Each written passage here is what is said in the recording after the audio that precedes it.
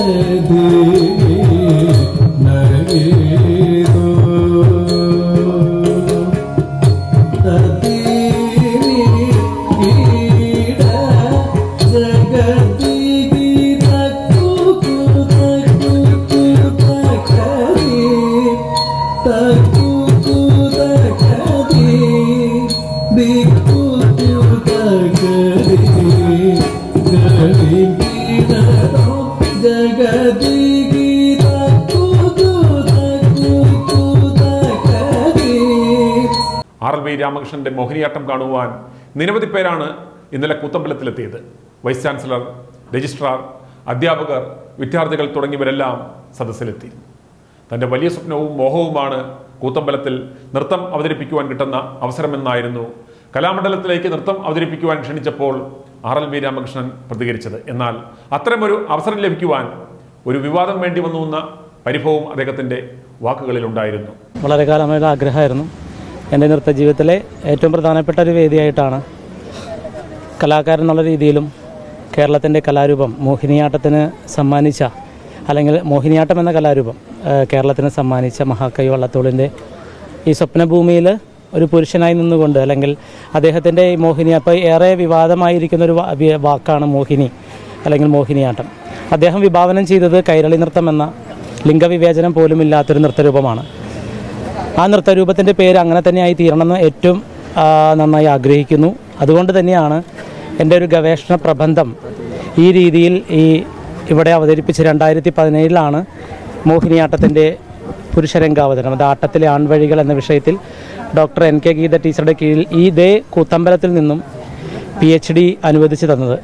അപ്പോൾ അവിടെ ഇത്രയും കാലത്തിന് ശേഷം എനിക്ക് തോന്നുന്നു കലാമണ്ഡലത്തിൽ പഠിക്കാൻ വന്നത് 2007 മുതൽ 2017 വരെയാണ്. അതിനു മുന്നും മോഹിനിയാട്ടം എന്ന രീതിയിൽ കലാമണ്ഡലത്തിന് വെളിയിലായിരുന്നു. ഇവിടുത്തെ പ്രാക്ടിക്കൽ ക്ലാസ്സുകളിലല്ല ഞാൻ ഉണ്ടായിരുന്നത്, പ്രധാനമായിട്ടും അക്കാദമിക വിഷയങ്ങളിലായിരുന്നു, അതായത് PhD, MPhil. അപ്പോൾ ഇവിടെ ഇത്രയും കാലങ്ങൾക്ക് ശേഷം ഇവിടെ ഒരു നൃത്തരൂപം ഇങ്ങനെ അവതരിപ്പിക്കാൻ കഴിഞ്ഞതിൽ അങ്ങേയറ്റം സന്തോഷവാനാണ്. ഇപ്പോഴും ഇതിന് പഠിക്ക് പുറത്താണ് ആണുങ്ങളുടെ മോഹിനിയാട്ടം? ഇല്ല, ഇപ്പോൾ പഠിക്കകത്തായിട്ടുണ്ട്.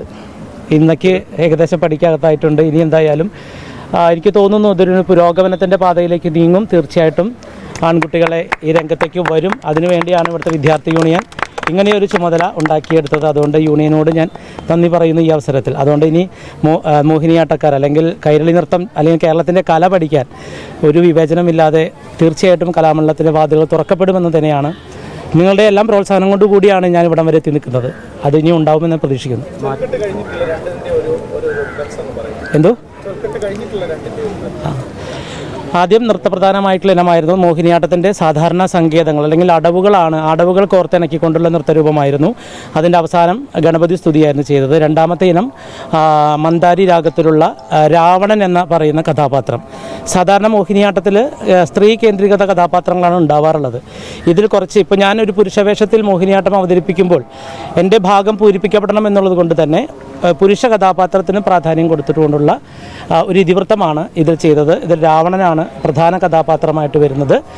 കൈലാസോദ്ധാരണം, കൈലാസം എടുത്ത് അമ്മാനമാടുമ്പോൾ അദ്ദേഹത്തിൻ്റെ അല്ലെങ്കിൽ രാവണൻ്റെ കൈകൾ മലയിലടിയിൽ പോവുകയും ശിവൻ ഇതറിഞ്ഞ് തൻ്റെ പെരുവിരലാൽ കൈലാസത്തെ അമർത്തി പിടിക്കുമ്പോൾ അതിനകത്ത് പോയ കൈകളില്ലാത്തത് കൊണ്ട് തന്നെ അദ്ദേഹം കലാപ്രിയനായിട്ടുള്ള ഭഗവാൻ, നൃത്തദേവനായിട്ടുള്ള ദേവനെ അല്ലെങ്കിൽ ശിവനെ തൻ്റെ കുടൽമാല മീട്ടിക്കൊണ്ട്, വീണയായി മീട്ടിക്കൊണ്ട് പ്രസാദിപ്പിച്ച് ചന്ദ്രഹാസം വാങ്ങുന്ന കഥയാണ് പ്രധാന ഇതിവൃത്തമായിട്ട് കഥയിൽ അവതരിപ്പിച്ചത്. അവസാനം രാമൻ്റെ ബാണമേറ്റ് മോക്ഷത്തിലേക്ക് പോകുന്ന കഥയായിരുന്നു. രണ്ടാമത്തെ മോഹിനിയാട്ടത്തിൻ്റെ അതിപ്രധാനമായ ഇനമായ വർണ്ണമായിരുന്നു ചെയ്തത്.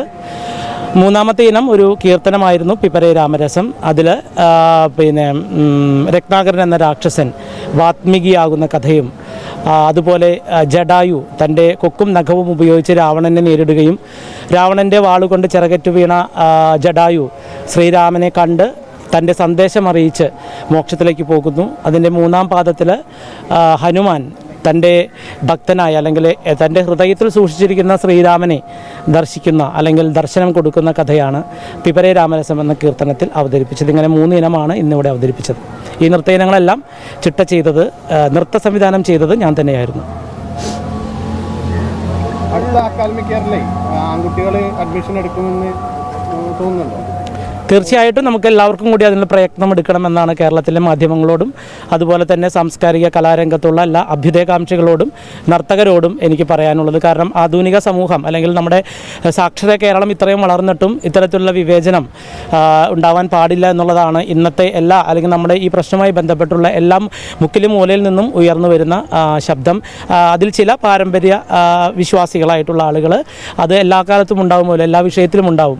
എന്നാൽ ആധുനിക കലാരൂപം അല്ലെങ്കിൽ അല്ലെങ്കിൽ നമുക്കറിയാം ഭാരതത്തിലെ മറ്റെല്ലാ കലാരൂപങ്ങളും ഇത്തരത്തിൽ തന്നെ സ്ത്രീകൾ ചെയ്തിരുന്ന കലാരൂപങ്ങളുണ്ടായിരുന്നു.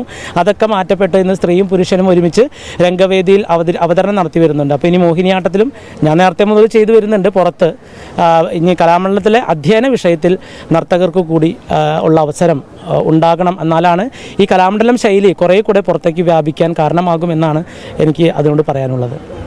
സത്യഭാമയ്ക്കെതിരെ RLV രാമകൃഷ്ണൻ പോലീസിൽ പരാതി നൽകി. ചാലക്കുടി DYSPക്കാണ് പരാതി നൽകിയത്. എന്നാൽ അഭിമുഖം നൽകിയത് വഞ്ചിയൂരായതിനാൽ പരാതി തിരുവനന്തപുരത്തേക്ക് കൈമാറുമെന്നാണ് പോലീസ് അറിയിച്ചത്. വ്യക്തിപരമായി തന്നെ അപമാനിച്ചെന്നാണ് പരാതിയിൽ രാമകൃഷ്ണൻ പറയുന്നത്. എന്തായാലും സത്യഭാമയുടെ പരാമർശം കൊണ്ട് മോഹനന്മാർക്ക് കലാമണ്ഡലത്തിൽ പഠിക്കുവാനുള്ള ഒരു അവസരം കൈവന്നതിൽ സന്തോഷിക്കാം. i2i News, an eye for truth. i2i News subscribe ചെയ്തിട്ടില്ലാത്തവർ ഇപ്പോൾ തന്നെ സബ്സ്ക്രൈബ് ചെയ്യുക. നോട്ടിഫിക്കേഷൻ ലഭിക്കുവാൻ ബെൽ ബട്ടണും അമർത്തുക.